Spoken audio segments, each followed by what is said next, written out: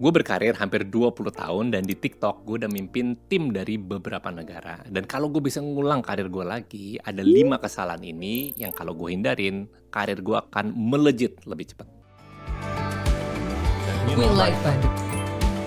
Jadi pas kita mulai bekerja, sebenarnya seringkali itu kita nggak tahu kita tuh ngerjain apa aja. Dan sebenarnya satu kerjaan kita, walaupun deliverable-nya cuma satu nih, katakanlah copywriting, katakanlah membuat iklan, katakanlah untuk optimasi campaign, atau untuk bikin sebuah e-commerce campaign supaya laku, harganya kompetitif. Itu sebenarnya ada banyak banget stepnya di situ. Kalau kita di awal, itu sebenarnya kita seringkali itu nggak diajarin persisnya mesti apa. Kita kasih arahan doang, tapi kita nggak bener-bener sadar sebenarnya stepnya ada apa aja, dan sebenarnya mesti ngapain supaya hasilnya di masing-masing step itu bagus. Nah, kalau kita ngomongin soal skill, sebenarnya itu tempat kerja kita itu pengennya adalah outputnya aja. Jadi inputnya gimana, cara ngelakuinnya gimana, sebenarnya dari mereka nggak punya insentif yang terlalu besar untuk ngajarin kayak gitu. Yang penting kan mereka pengennya ya lu lah sebagai talent, lu yang figure out gimana caranya. Kalau nggak, gue cuma akan dangle nih satu stick yang namanya PHK, pemecatan. Kalau lu kagak mau dipecat, ya lu cari tahu gimana caranya. Sering kali tuh kayak gitu kejadiannya. Padahal sebenarnya akan jauh lebih efektif kalau misalkan nih yang udah jago-jago di tempat itu ngajarin cara berpikir itu begini loh, framework yang kita pakai tuh ini, step by stepnya tuh ini. Contohnya ya deh, let's say di kerjaan gue sebelumnya, gue di TikTok, itu gue diminta untuk naikin revenue. Nah, untuk naikin revenue itu langkahnya ada ratusan di dalam sana yang perlu lakuin.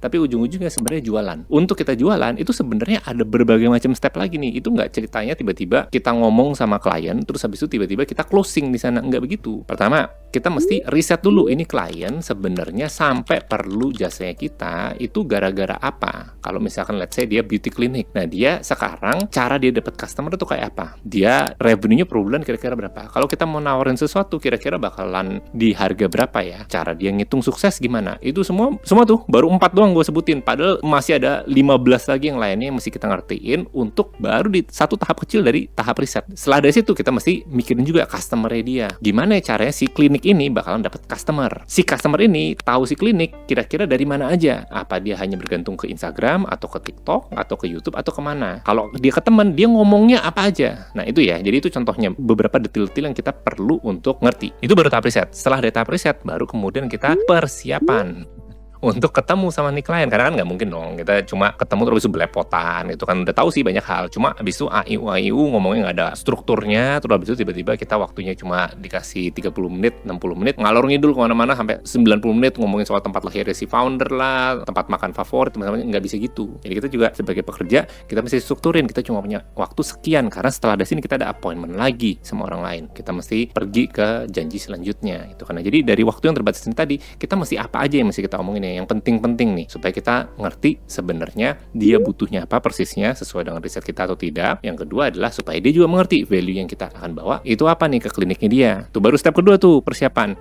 doang nih. Setelah persiapan baru kemudian kita masuk lagi step selanjutnya, beneran nih kita call. Nah callnya itu ada berbagai macam lagi. Kalaupun misalkan kita jualan, itu ada yang namanya state buat kita qualifying dulu. Jadi nggak tiba-tiba call, halo Pak, mau nggak saya punya jasa harganya 10 juta, Bapak dapat benefit ABCD, itu nggak gitu. Jadi kita qualify dulu, ini orang bener apa kagak, bisa dikontak apa kagak, gue ngomong ke orang yang tepat apa kagak, orang ini beneran butuh apa enggak, ada budgetnya atau enggak, macam-macam lagi. Itu kalau lu pada pengen tahu, strukturnya namanya BANT, BANT, budget, authority, need, sama time. Itu baru tahap sales call-nya tuh, kita masih qualify dulu, habis dari qualify kita baru kemudian mungkin bisa closing. Kalau enggak ya kita ada penjajakan lagi. Setelah closing pun nawarin nih ya, misalkan kita udah punya nih offernya buat bapak ini, setelah dari situ pun juga masih harus ada follow up lagi dan seterusnya. Ini contoh aja simple di kerjaan gue yang sebelumnya yang numbuhin revenue, itu title-nya cuma itu doang. Itu ada satu bagian kecil sales yang segitu ribetnya. Itu baru satu. Belum kita ngomongin soal strategi. Gimana caranya nih supaya kita sales team yang tadi itu punya arahan, dia mesti dimasuk ke industri yang mana, untuk keperluan apa, tipe customer kayak apa. Kemudian itu baru satu tuh. Nanti ada lagi nih sales team yang lainnya yang buat masuk ke industri yang berbeda dengan cara yang berbeda juga. Kemudian ngomong lagi sama tim marketing supaya mereka tim sales ini tadi dapat leads yang cukup dan segala macamnya. Itu tuh breakdown-nya dari dari satu title kecil yang namanya growing revenue. Jadi pas ketika kita ngomongin soal skill, kalau lu tahu step-stepnya itu tadi, lu jadi tahu sebenarnya di kerjaan gua yang mesti gua deliver nih tadi, walaupun title-nya tadi ya grow revenue, itu ternyata ada rentetan proses-proses nih tadi yang gua mesti ngerti, dan gua mesti tahu di step ini what good looks like. Itu jelas gitu. Jadi gua tahu,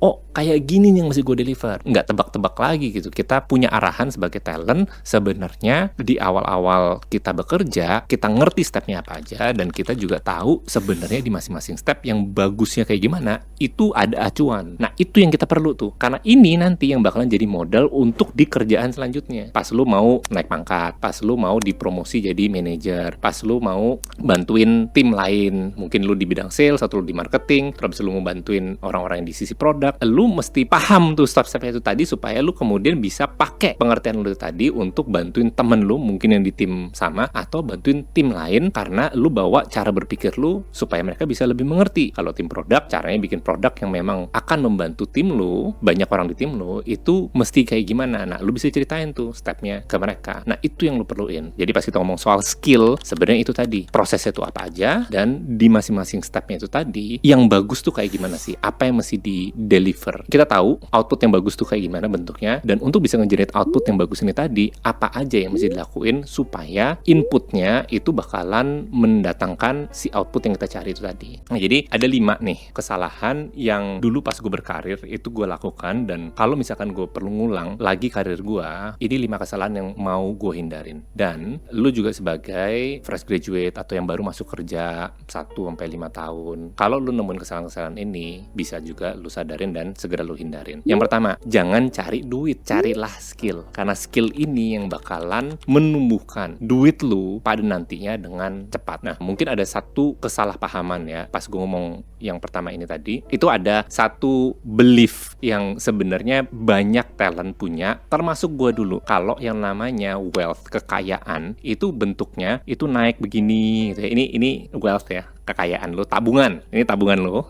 Ini adalah waktu. Nah, beliefnya di pikiran kita itu bentuknya begini nih, naik ini. Enggak begitu. Itu bentuknya sebenarnya naik turun, naik turun, naik turun, naik turun, naik turun. Dan itu normal. Jangan kita sampai terjebak sama, oh gaji gua harus naik terus. Kalau misalkan iya, thank God, alhamdulillah banget. Cuma kalau misalkan tidak, itu normal. 99% populasi di dunia ini pasti ada yang namanya setback. Pasti ada yang namanya adjustment correction. Itu selama mereka berkarir ya. Jadi ilusi, itu cuma ilusi doang. Kalau misalkan garis itu lurus naik ke atas kayak gini, nggak begitu bentuknya. Yang gue ajarin ini itu sebenarnya malah garis itu flat, mungkin naik itu nggak seberapa, flat ya terus, tapi nanti one day itu bukan take off, karena di tahap ini tadi nih itu ngumpulin semua skill, jelas apa aja yang mesti dilakukan, yang harus di deliver, yang bentuknya bagus, diapresiasi sama industri, sampai bikin lu dicari-cari orang. Itu tahapnya. Forget it buat duit, yang penting lu bisa makan, bisa tidur, bisa ngelakuin semua kewajiban lu, kebutuhan lu terpenuhi, cukup, nggak usah aneh-aneh deh, nggak usah mikir tuh BMW X5, nggak usah mikir deh tuh apartemen Langham,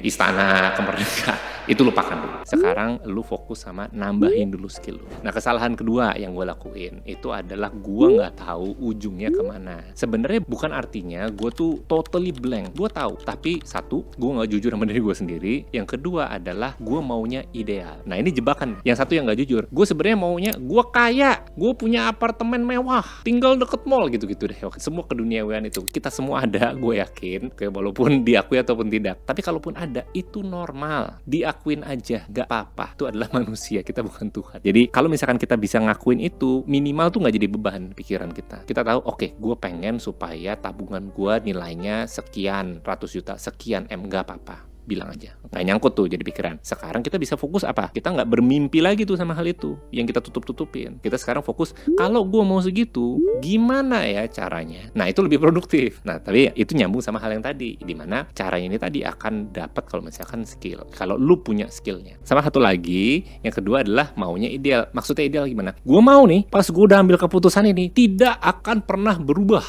Ilusi juga. Karena nanti di perjalanan lu tuh nggak tahu apa-apa sekarang, dan itu nggak apa-apa, itu normal gitu. Ada berapa dari lu yang mungkin tahu, udah punya impian dari kecil dan memang jelas gitu, path-nya tuh jelas karena lu sendiri udah ngalamin sebelum-sebelumnya nih, lu ngejalanin jalan itu, jadi lu tahu ke depannya mana. Itu nggak apa-apa. keren banget buat lo yang bisa kayak gitu. Gua enggak. Dan dari anak-anak teman-teman yang gua ajak ngobrol juga soal hal ini, kebanyakan enggak, dan itu normal. Yang ideal itu tadi enggak ada. Mendingan daripada kayak gitu, lu tuh udah punya feel yang dimana gue suka banget nih ngerjain hal ini. Kalau lu tahu lu suka ngerjain hal itu, balik ke step awal tadi, lu breakdown tuh sebenarnya prosesnya ada apa aja dan gue sukanya bagian mana sih persisnya. Yang kedua, lu bisa ngobrol juga sama temen lu.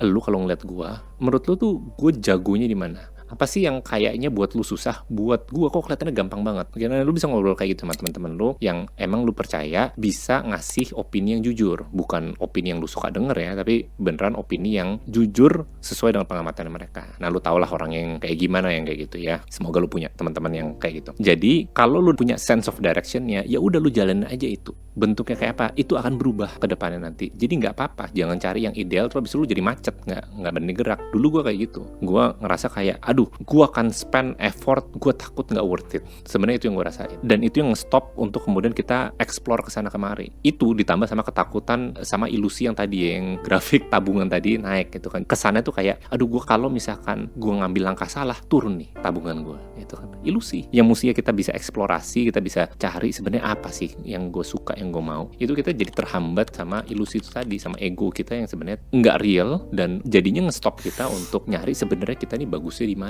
Ya, nah itu kesalahan yang kedua. Yang ketiga, agak-agak mirip sama yang pertama, tapi jangan kebawa arus sama duit. Beda dari yang pertama tadi. Kalau yang tadi di awal itu lebih ke arah skill, dan kemudian duitnya itu secondary. Kalau yang ini, yang tidak terimbang sama duit, biasanya akan ada mulai tawar nih. Kalau lu ngejalin satu, lu ngejalin dua, lu bakalan jadi beda dari kebanyakan talent yang lainnya di bidang itu. Terus kemudian orang akan mulai mencari lu. Orang bakal ngomongin lu tuh, wah kalau misalkan yang ini nih, coba deh lu kontak orang ini. Gue punya nomor teleponnya, nih gue kasih WhatsAppnya. Itu kan mulai terjadi, karena lu beda. Nah pas lu beda, jangan terbuai pas ada angin sepoi-sepoi buat lu join deh company gue, gaji sekian, gue naikin nih 20% doang, lu kebawa arus ya kan. Udah tenang aja dulu, lu cari tujuan lu itu kemana, dan tempat yang lu nawarin ini bukan artinya lu bilang enggak ya, cuma maksudnya lu pelajarin bukan berdasarkan duitnya itu gampang, nanti datang dengan sendirinya, lu jangan kejar. Duitnya itu bakalan mampir ke lu, kayak lu udah ngeliat sendiri evidence ya dengan ngelakuin 1 dan 2, lu udah langsung ngeliat sendiri kalau gue dikejar-kejar orang, gue nggak perlu ngejar orang lagi, opportunity yang datang gue. Jadi lu fokus aja di situ, jangan cuma gara-gara ini ditawarin 20%, 30%, bahkan 2 kali lipat pun, jangan langsung ke bawah sama itu, tapi pelajarin dulu ini tempat akan ngebawa gue kemana ya, environmentnya kayak apa, orang-orang di sana kayak apa, orang-orang ini tuh punya pemahaman apa, mereka cara eksekusi pekerjaan mereka bagaimana, misi company-nya apa, kenapa mereka pilih itu misinya, caranya mereka ngelakuin gimana, sesuai nggak sama misinya, dan berbagai macam lainnya. Itu yang lu bawa nanti pas di interview. Oke, jangan soal duitnya, lu kejar lah pengertian akan sebenarnya ini tempat beneran kagak ya bakalan ngebawa gua nih ke arah yang gua mau. Kalau misalkan lu cuma dari 20% dong, gaji lu tuh ujungnya subscription, oke? Jadi, dan dia bisa putusin subscription itu kapanpun dia mau. Jangan sampai lupa itu. Kita bertanggung jawab sama diri kita sendiri untuk naikin nilai kita, supaya subscription mah dari mana aja juga bisa. Sekarang tinggal nilai kita pas ketika orang subscribe kita itu tadi berapa, dan itu ditentuin bukan dari inflation 20% 30% tadi, bukan itu. Itu ditentuin dari seberapa gede skill lu, karena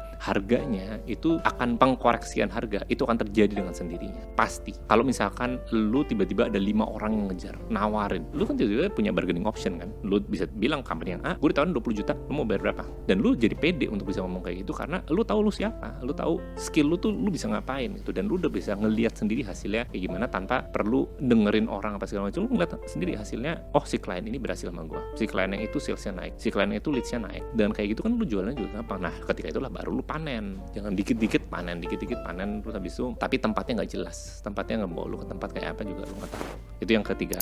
Jadi kesalahan yang keempat yang gue sendiri juga pernah ngelakuin itu adalah teriming-iming dengan jabatan. Jabatan itu sebenarnya ujung-ujungnya cuma label aja yang dibikin sebagai management tool dari sebuah perusahaan. Nah, management toolnya itu dipakai untuk di dalam. Ada orang-orang yang mengerjakan task buat execution, terus kemudian ada orang-orang yang manage para eksekutor. Dari orang-orang yang manage, kemudian ada orang yang ngasih arahan, ngasih direction, dan memanage orang-orang yang memberikan manajemen itu tadi buat orang-orang yang eksekusi. Itu di level director, dan seterusnya. toolsnya itu, karena dipakainya sebagai tools itu, tapi itu dipakai juga sebagai tools untuk menggaet talent-talent yang masih muda-muda ini dan tidak tahu sebenarnya label ini artinya apa dan kemudian juga bisa dipakai sama si perusahaan untuk apa. Kok gue tahu itu? Karena gue sendiri juga ngelakuin pas gue di korporat. Ya ini salah satu tools yang gue pakai juga buat attract talent, dan termasuk juga alat yang gue pakai buat manajemen juga dalam. Dan itu bikinnya gampang banget. Gue cuma perlu untuk ngebikin sebuah title, gue kasih ke HR approve, that's it. Gue bisa memasarkan posisi ini tadi untuk rekrut talent. Pertimbangan dari HR cuma ujung-ujungnya ini sesuatu yang seberapa bedanya sih dari apa yang ada di luar sana. Itu kan orang-orang tuh dengan mudah tidak, karena kan mereka juga punya target untuk recruiting mesti berapa banyak, dan apa istilahnya itu ada, mereka juga punya funnel lah gitu kan. Jadi applicants berapa, terus habis itu yang akhirnya masuk interview berapa, yang lolos screening berapa, dan segala macam. Itu kan juga penting banget. Tapi basically itu. Dan semua label-label ini tadi tidak ada standarnya. Lu kalau misalkan, gue punya cerita, salah satu teman gue itu nanya ke gue, Mas, lead sama head itu tinggian mana? Terus habis itu gue ngeliat dia, gue nggak tahu jawabannya. Kenapa? Karena itu konteks, itu sesuai dengan perusahaannya aja. Dia head itu sekarang scope kerjanya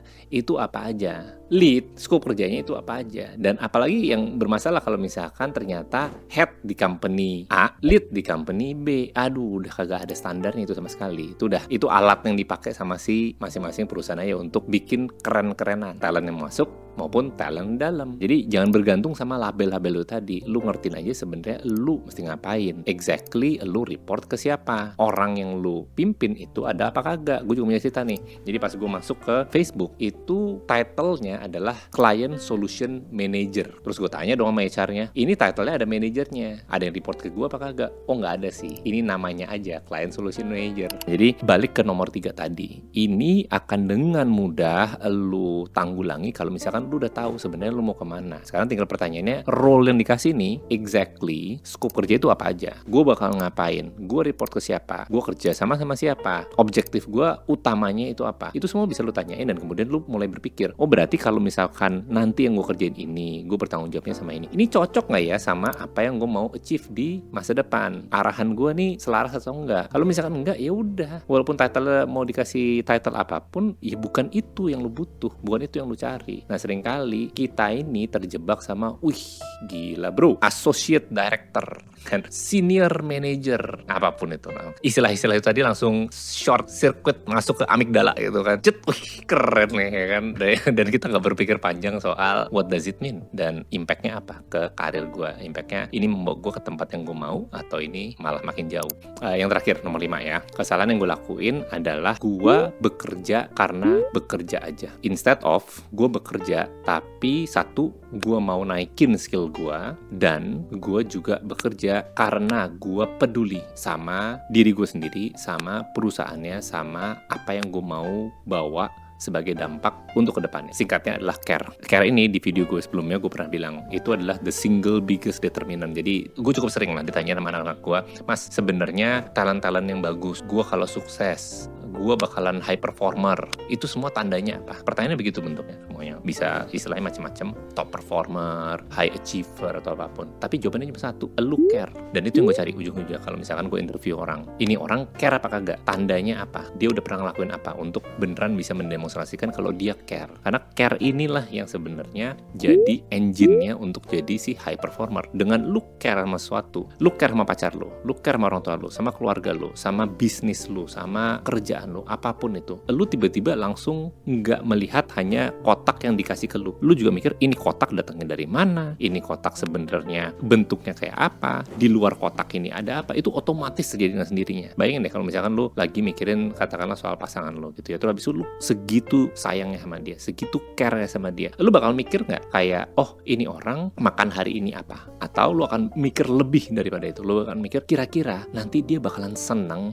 kalau misalkan gue kasih apa lagi ya. Bisa ngerasa ya bedanya ya. Lu nggak cuma soal mikir ya udah kotaknya itu doang, hari itu doang, soal mau ketemunya dia doang. Enggak, lu akan mikir gue pengen bikin dia seneng, gue bawain apa ya dia nanti. Lu akan mikir sampai segitunya. Itu analoginya. Dan sama juga di kerjaan itu juga, kalau kita care segitunya sama apa yang kita kerjain, ujung-ujungnya kita bakal mikir tuh lebih dari hanya sekedar apa yang kita dikasih. Kita akan lebih cari tahu lagi gimana ya caranya supaya ini hasil gue tuh yang di kerjaan gue ini tadi bisa lebih bagus lagi. Oh ternyata yang gue dapat di kotak ini itu asalnya dari sini. Gue ngobrol deh sama orang ini tanpa perlu disuruh. Inisiatif sendiri kita udah pergi. Nah itu care. Jadi kesalahan gue waktu itu gue kerja ya kerja aja. Gue nggak ngerti apa, gue nggak peduli apa, gue cuma kerja aja. Gue digaji naik yang tadi ya, gue tunjukin kayak tabungan gue yang penting naik. Itu doang yang gue cari. Gue diiming-imingin kerjaan langsung, apa nih? Kayak orang ya baru kenal lah dunia-dunia gitu, buta, duit, harta tahta aja ya. Jangan dilanjutin, oke? Gelap mata, cuma gara-gara itu doang. Itu kesalahan yang jangan sampai terjadi di lu. Ya coba beneran pikirin lu maunya kemana, ini tempatnya tepat apa enggak, lu bisa peduli nggak sama hasil kerjaan lu di sana, lu peduli nggak sama apa yang lu mesti deliver di sana, lu bisa bayangin nggak sih lu di dalam sana spend time 8 jam 10 jam tiap hari dengan terus termotivasi karena lu nggak cuma soal duitnya doang. Kalau cuma soal duitnya doang lu bakal capek lama-lama. Kayak ya udah lu subscribe ke gue kan tiap bulan gue dikasih berapa, 10 juta 20 juta, ya udah gue kerjainnya 10 juta 20 juta, gue dapetnya sama. Tapi kalau ada care, gue nggak peduli gue digaji berapa, gue akan kasih yang terbaik karena lu mikirnya jangka panjang. Lu mikirnya lu tahu kalau misalkan bentuknya tabungan lu waktu bentuknya tuh nggak begini, bentuknya tuh naik mungkin dikit, and one day pas skill lu dicari-cari orang ini bakalan take off dengan sendiri. Itu kesalahan-kesalahan gue yang dulu gue lakuin, dan gue harap ini bisa jadi pelajaran buat lu supaya lu nggak harus melalui kesalahan yang sama dan lu bisa maju sukses lebih cepat.